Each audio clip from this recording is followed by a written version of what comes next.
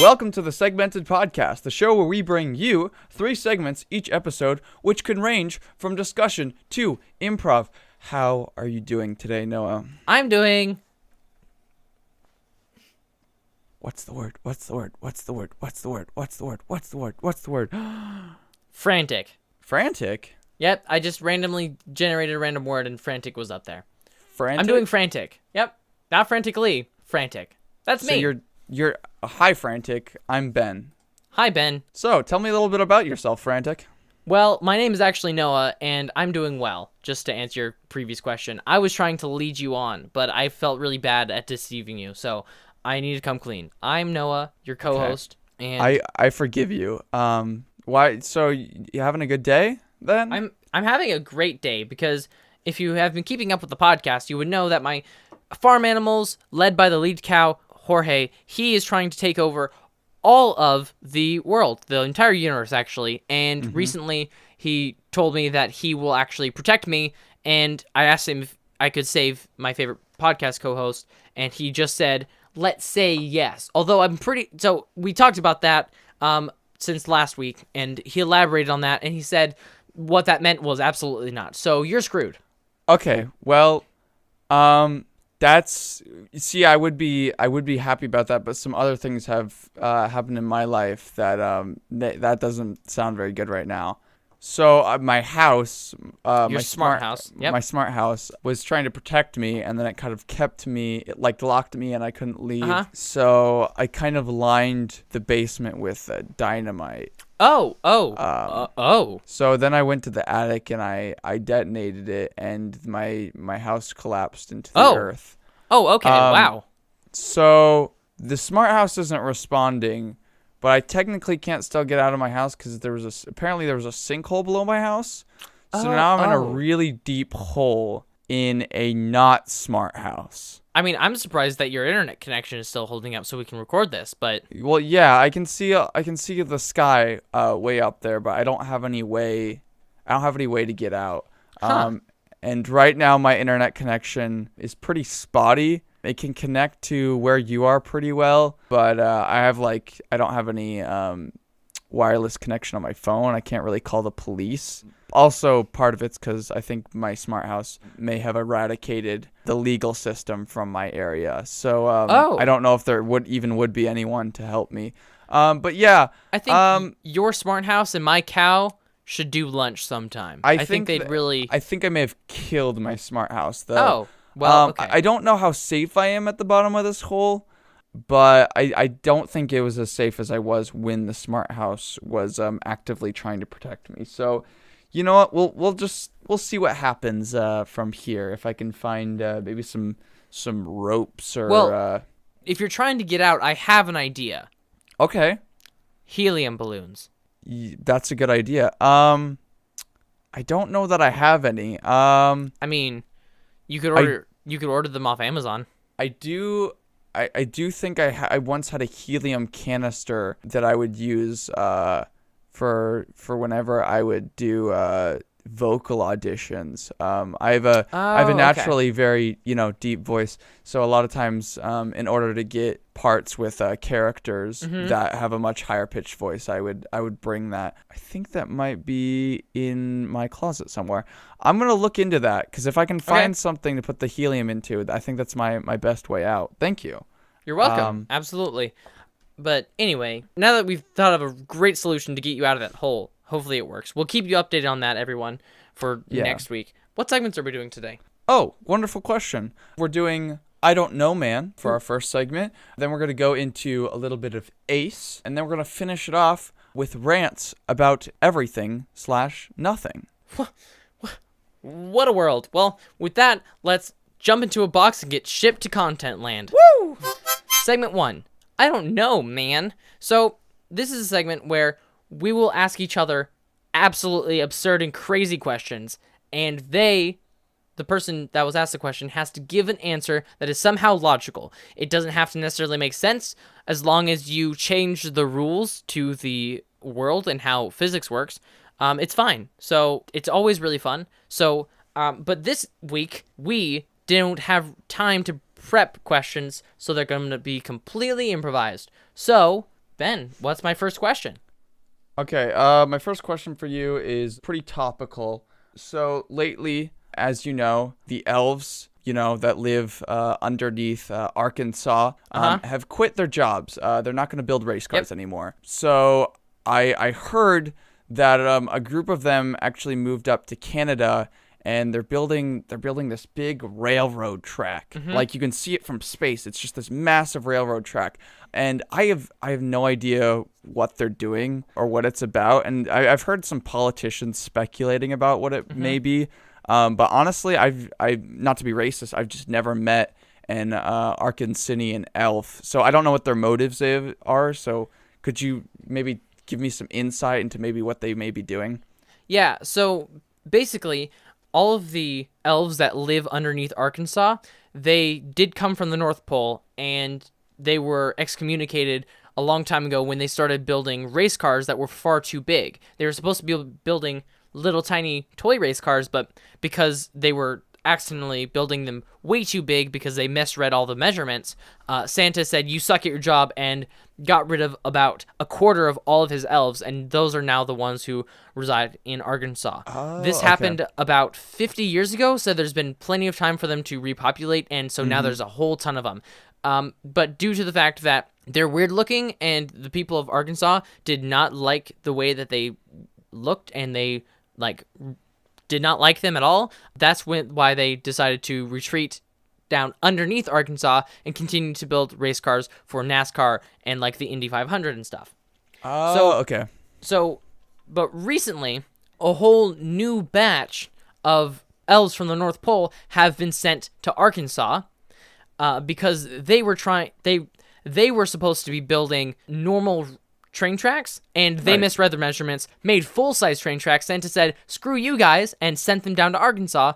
And due to the fact that there's no room for them down underneath Arkansas, they had to move up north. And so they took a few that wanted to work on the trains and stuff from underneath Arkansas, few elves, and they all moved up to Canada, up north, and actually started building this railroad station, this railroad thing. So that is why they've been doing it, because they don't know what else to do. They've never learned to do anything else, and so now this has actually been going on for the past 18 years, and it's just getting huge and huge. They actually call it the Great Railroad of Canada, and it is built entirely by elves, and it has recently been seen by satellite, and due to the fact that it is actually, for the majority, invisible to the human eye, and most elves are, not all of them.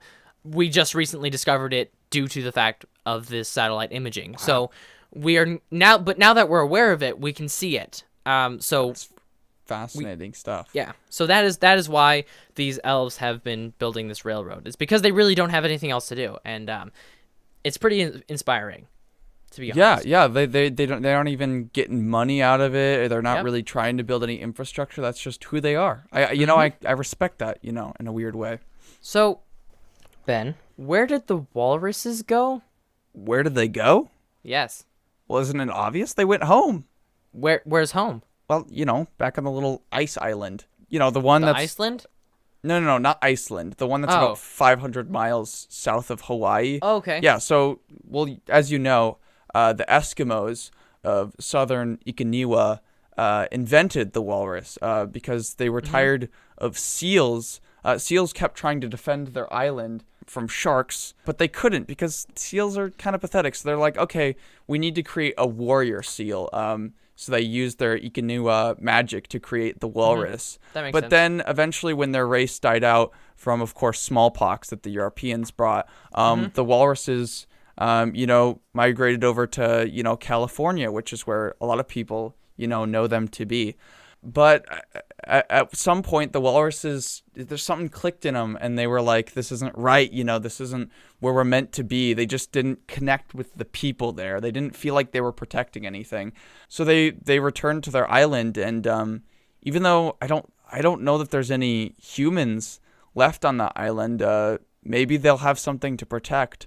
Honestly, I don't really know what they're going to do there, but it's they've definitely been moving in that direction from what local fishermen have been saying and just different things that I've read online. So I think their race will continue to thrive, but I don't know. I feel kind of bad for them if they return to the island and their people aren't there. Maybe they'll be sad because this isn't the same generation of walruses that saw the Ikanua people die. These are their younger generations, and a bit like geese, they just have this instinct to go back where they came from. Mm-hmm. So yeah, that's where they went. They went back home. All of that from the question, where did the walruses go? That was quite impressive, sir. Okay. Noah, you know what time of year it is. Yep. It's that time. You gotta start planting your happy flowers. And so I was gonna ask you. This is my first year planting happy flowers. Well, good for you. But I know that you have a lot of experience with them. I know that your family has a long lineage, of keeping them not just alive but very happy. As happy. A happy flower is. Yep. And I know the season doesn't technically start until early spring, but I like to get a jump start. So do you have any tips for not just planting but like how you keep them up and you keep them happy? Because before planting them, I didn't even realize that plants had feelings. Yes. So have you ever heard of Bob Ross?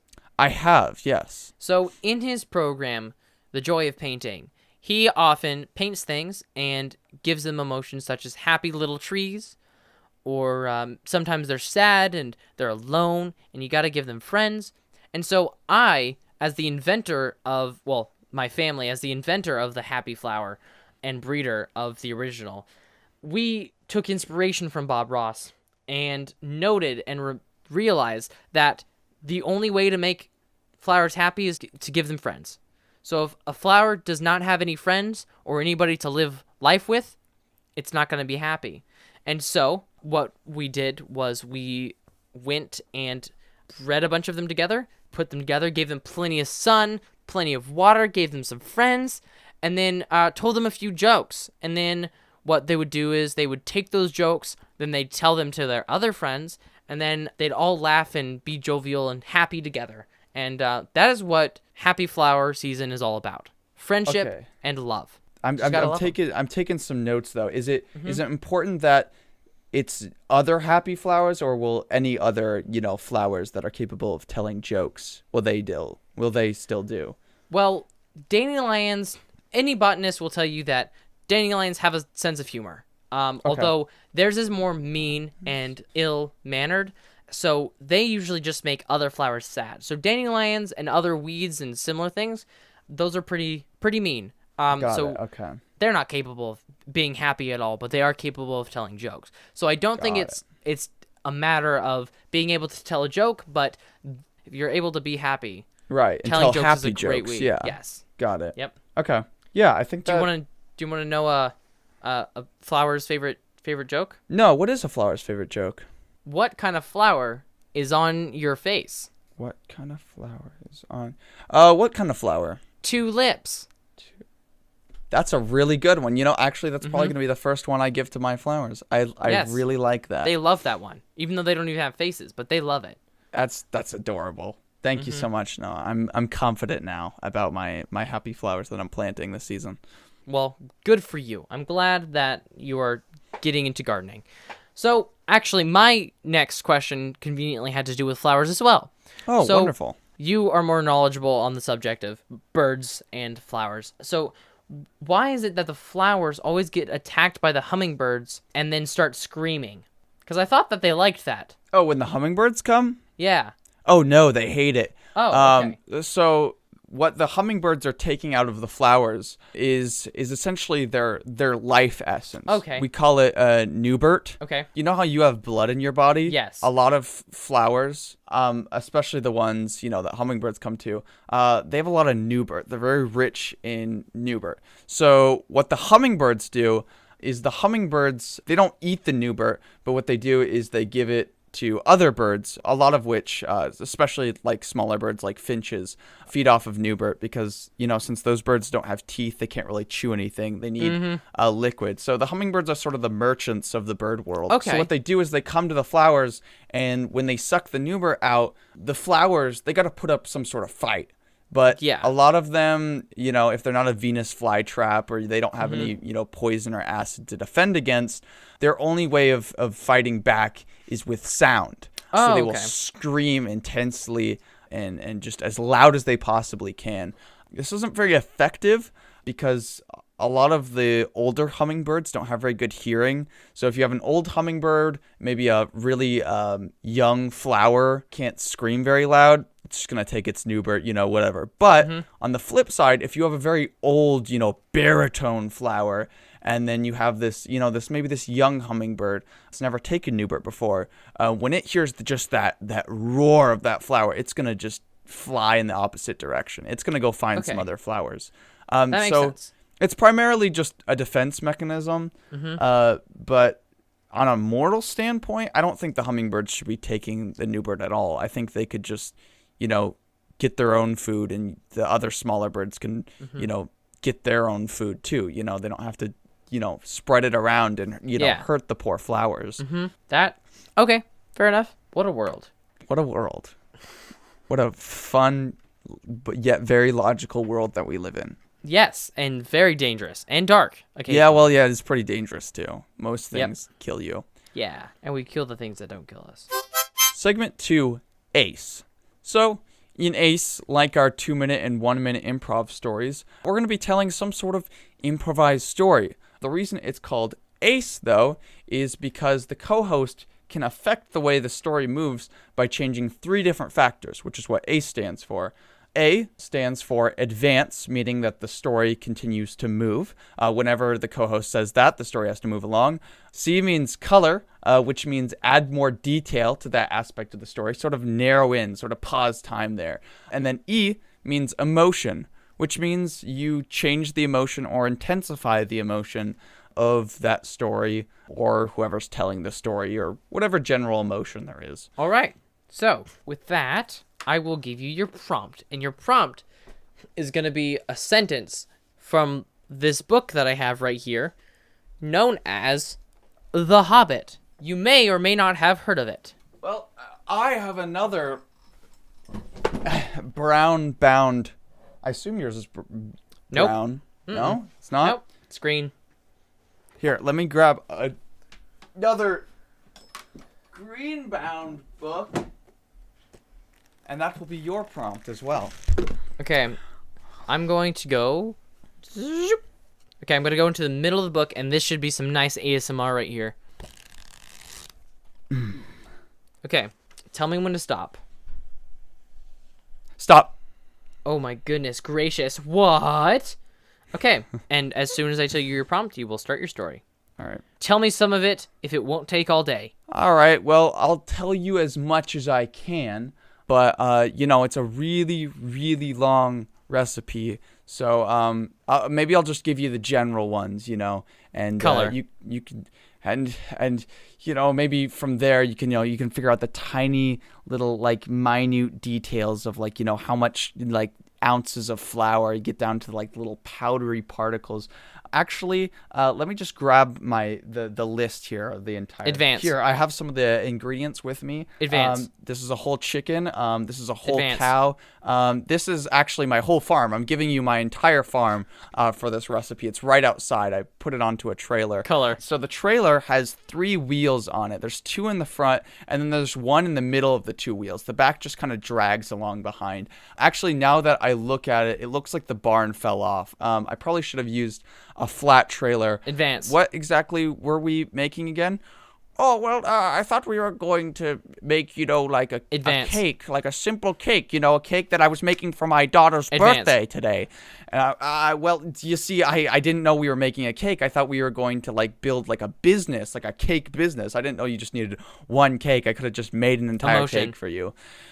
Because honestly, I just need money right now. Like, I make cakes all day. And, Color. I work at the farm. And, every day I go outside and I take a chicken, and I rip its head off. And, Color. and I hear the bone snap. And I'm just like, oh, man, it's, another day that I I pull off another chicken's head. And then I Advance. take my dry fingers and then I pull the egg out of the chicken. And then I go back Advance. to the house and then I make the cake.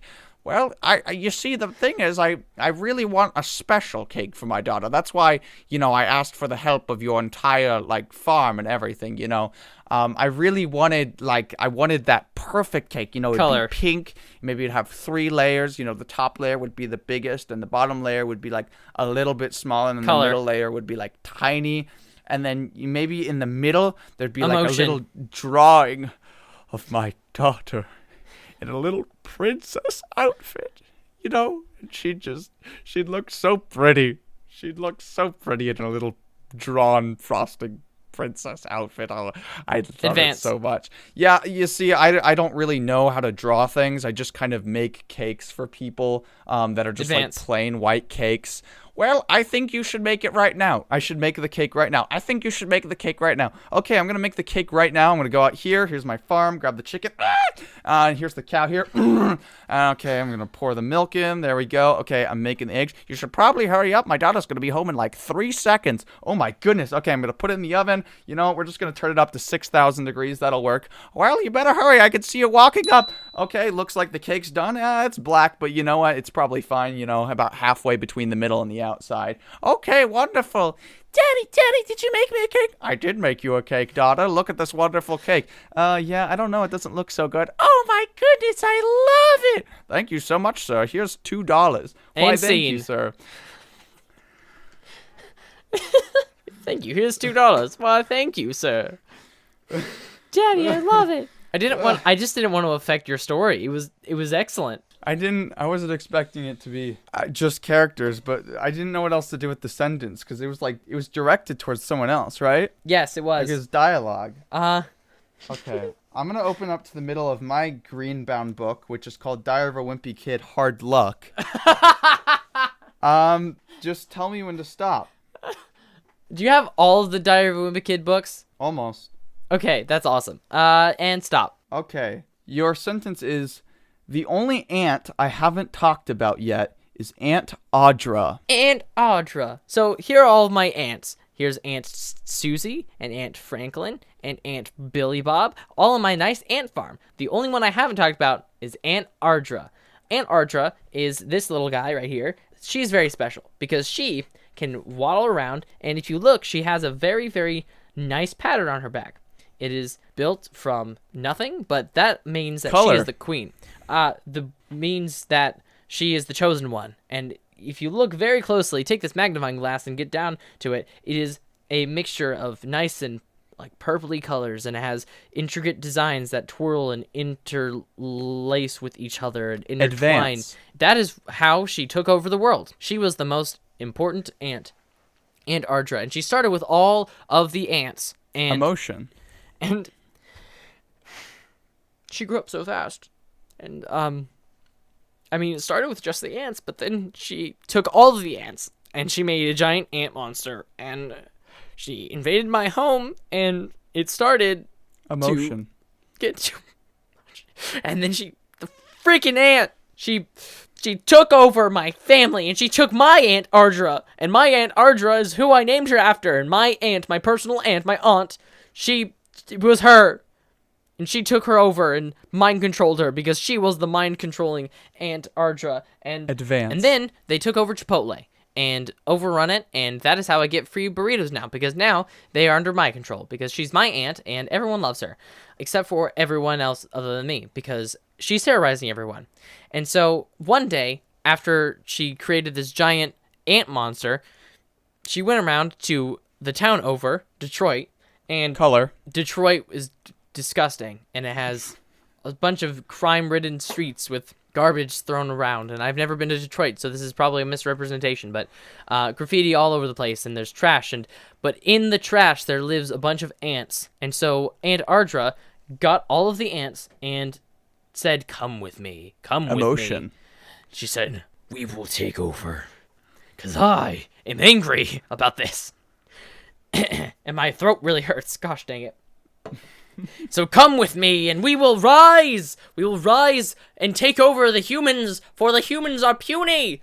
We were once the puny ones, but now they are, because we are bigger than everyone." Advance. And now that I'm serving the great Queen Aunt Ardra, we all say, all hail, Queen Ardra of the Antioch.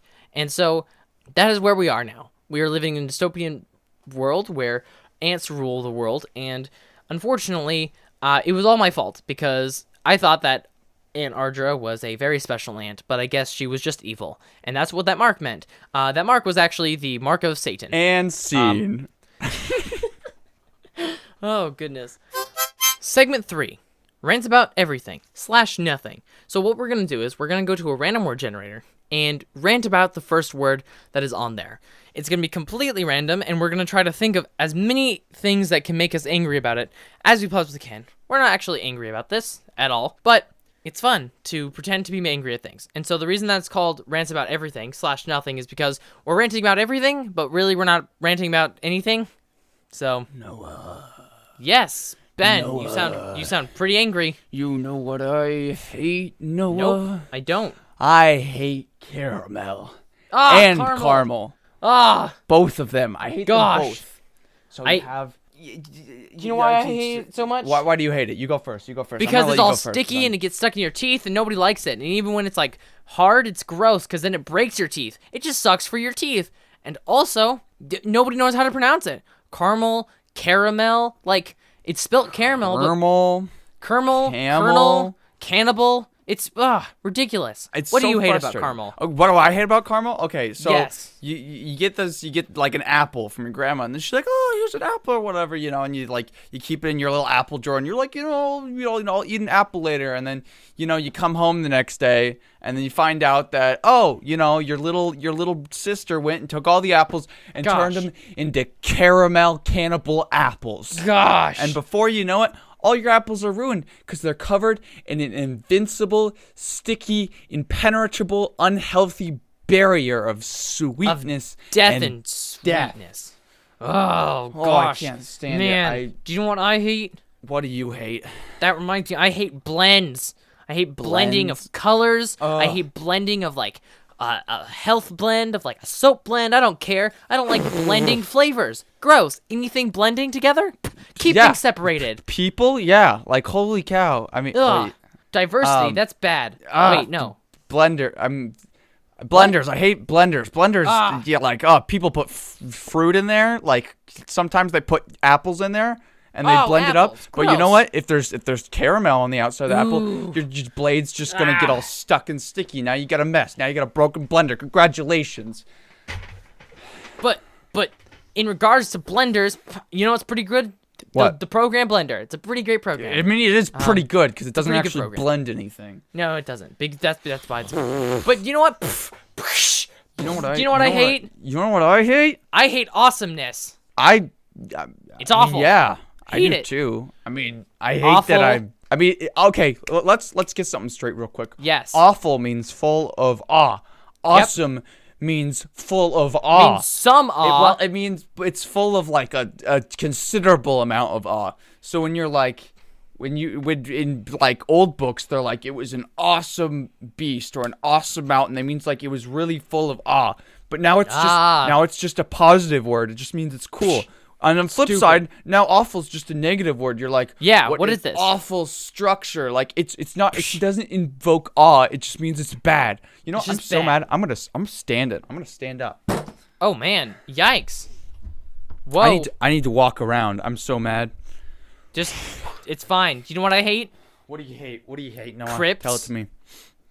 Where people are buried. Crypts. Crypts? Ugh. Crypts. Ugh. Like, why don't you just use a tomb? Why do you have to create some sort of special word for it, huh? Yeah, come on. Why you gotta? It's underground. You put like your family's bones in there. Tell about your history. No, you're gonna creep people out. They're gonna get lost down there, and they're gonna die. You know what I hate? Creep people you know out. What I hate? No, I don't. Tell me. I hate What do you couches. hate? Couches. Say that again. Couches. Couches. Couches. Stupid freaking couches. You know what? Do you know what I hate about couches? What the do you most? hate about couches? Because they're just like chairs, but longer. And we talked about benches a while They're ago, long. and I freaking hate benches. Have you ever Couches are been just indoor benches? You're with a group of people and you're like, I don't know anyone. You could sit in, separate little chairs, have your own armrest. No, you put them all on a couch. And now everyone's forced to sit directly next to each other because it's not split. It's just a and long. they're touching. Ew, gross. Get that human contact away from me. Did you know 75% of all cockroaches live inside of your couch? That's real. There's probably cockroaches in your couch right now.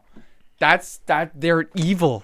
They're literally just homes built for cockroaches. Hey Ben. I just thought of another thing that I hate about caramel. What? What do you hate about caramel? It gets stuck in your freaking couches. Then there's nothing you can do about it because it's all sticky, and then it goes stick, and then it ruins your couch, and guess what? It feeds the cockroaches that live inside your couch, and then nobody wants that. Yeah, they multiply, and before you know it, they've taken over your whole house. Yeah. You want to know why? Because little Susie took her caramel apple. She couldn't finish it, so she just dropped it, and it fell between the couch cushions. And what do you know? Now your house is full of roaches. Congratulations, little Miss Susie. Freaking Susie. And that is why you don't friend people named Susie, because it's a stupid name. Gosh. Or have sisters name that. That's really generic name. Your parents need to try harder. Yes, they do. You know it. You know what I also hate? Go. I hate present. Like the present? The present and presents. Both of them. Ooh, gross. I hate presently getting presents. Ooh, that's the worst. I much prefer I hate presents, granted. But if I were to get a present, I would like to get it in the future, not the present. Exactly. Think about this. When you're about to get a gift that you don't know, when is the height of your joy about the present? Is it right before, when you're getting it, or right after? Tell me. It's right before, when I'm anticipating the future of the gift. It is the hype, the sense of secrecy before you have it. It's never like you open it up and you're like, wow, now the anticipation is like more. No, it's gone. It's in that moment, disappeared. And then if we're talking about post-present, afterward, it's just like you that sense of euphoria is just gone. It's just all out the window. You're gonna be sad again eventually. So exactly. Gosh. And do you know what's the worst present to give anyone? What's the worst present to give anyone? Caramel apple. Caramel apples. I can't think of a worse present. And you know what you do is you'd wrap it, and then you open it up, and guess what? Oh, the wrapping paper can't come off because it's stuck because the caramel melted onto the wrapping paper. Now you just got an apple with some sticky paper around it. And then it'll get in your couch, and the cockroaches will come. And guess get what? in your teeth, too. And it's all little Susie's fault, because Susie thought that I would like it. But she's wrong, because Susie, you don't know me. Get me a movie. Don't get me a freaking Just give apple. me a movie. Come on. Nobody likes candy apples. Oh, man. Oh, I'm getting a headache, man. Man, I think I'm sufficiently ranted out. I think I'm going to have a seat. Yeah, you should have been sitting down a long time ago. Oh, man. There's just so much I'm angry about, dude. Well, that is the end of the show. We hope you did enjoy. What did we learn today, Ben? When you're planting happy flowers, make sure you put some other flowers that are happy, and we'll make those flowers happy by telling some funny jokes. Mm-hmm. We also learned that grandpas would just want to buy a cake for their granddaughter. It's really nice. It is. We also learned that caramel is it's bad in every situation. It never works. It gets in your couches. It feeds cockroaches. It ruins apples. It does everything wrong. We also learned that if your ants have a weird mark on it, it's probably the mark of Satan. You should probably just squish them and kill them then. Yeah, probably a good idea. You can find Noah on Twitter at Nomich_ and Ben at Tendo.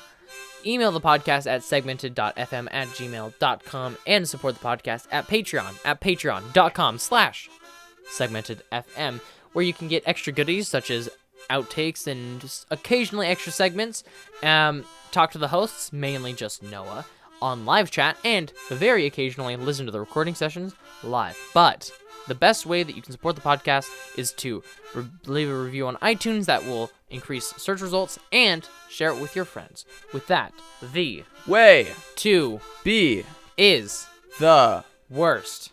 way 2. be. Okay. Hey, my name is Tony. I'm the tiger of the town. I'm gonna take out all of your friends with a clown. Gonna take a sword. I'm gonna stab them in the throat. Then I'm gonna take their bodies and turn it into cereal. Phase 3 is 84% complete.